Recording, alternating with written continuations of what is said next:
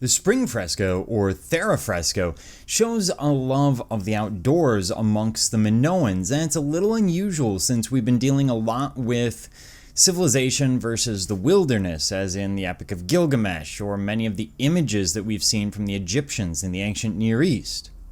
Now, these frescoes are from the island of Thera, and are some of the best preserved because it was buried under ash, very similar to Pompeii, after a volcanic eruption. And it's possible that they may actually predate the Knossos frescoes, the pieces that we've just looked at.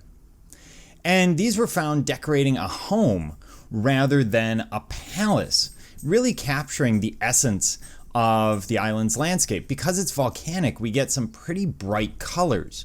For example, that orange versus the sort of green-blue of the water as the volcanic, this water that's passed through sort of volcanic ash and everything else comes into the harbor.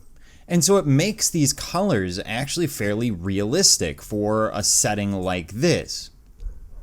Now, we say that this piece has rhythm. That is indicated by those mounds that we see, and it gives almost a musical feel to it. We don't say pattern because there isn't actually a pattern to it. They aren't identical, every third one matches or something like that. Rather, they give a sense of rhythm, which is sort of a looser sense of pattern.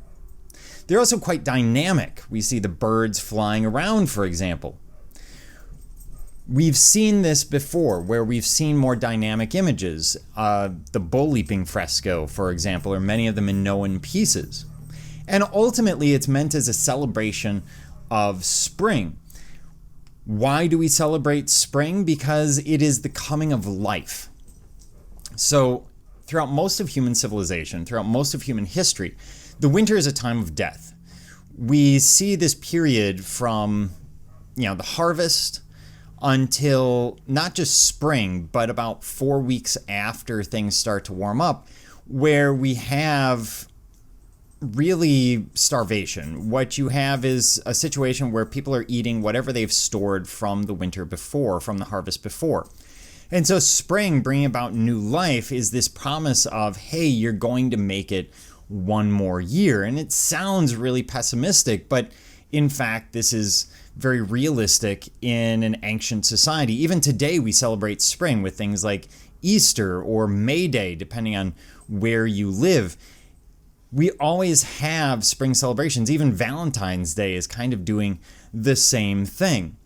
And what we get is this impression of a room, and this would be a fairly dark room, and they're trying to lighten it up. They're trying to make it seem larger, more inviting. So bringing the outdoors in makes sense. It's the same as people having houseplants, bring Christmas trees in the winter.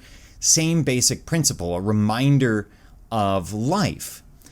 It also expands the room and gives us a sense that they are very accepting of the outdoors. Otherwise, we would be looking at something like a pruned garden, for example, rather than a wild outdoor landscape. So it does show that acceptance, that appreciation of those things that are the wilderness.